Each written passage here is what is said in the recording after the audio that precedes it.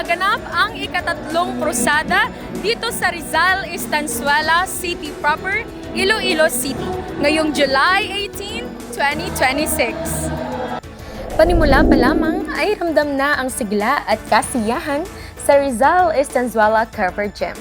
Kumanta ng mga panlangit na awitin ang Iloilo Band at ang iba sa mga ito'y hinango mula sa ibang kantang OPM songs. Layuning mas makakuha ng atensyon dahil mas tampok ito sa madla. Nagbigay din ng pasasalamat ang mga kawani ng barangay na nagbigyan ng pagkakataon na makapagdaos ng krusada.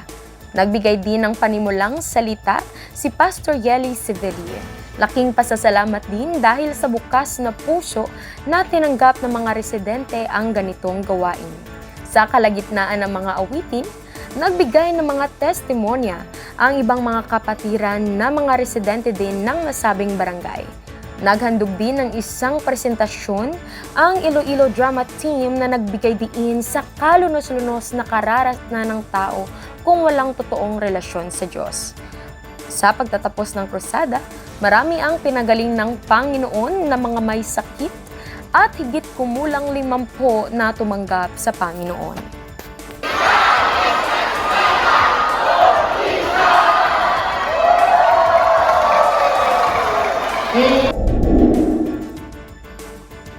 Sa kabuuan, naging matagumpay ang krusada dahil din sa pagkakaisa ng mga kapatiran.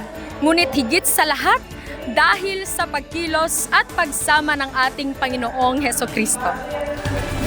Para sa CFM Newsbreak, ito si Kian Syra Joy Rule, buong pusong naglilingkod.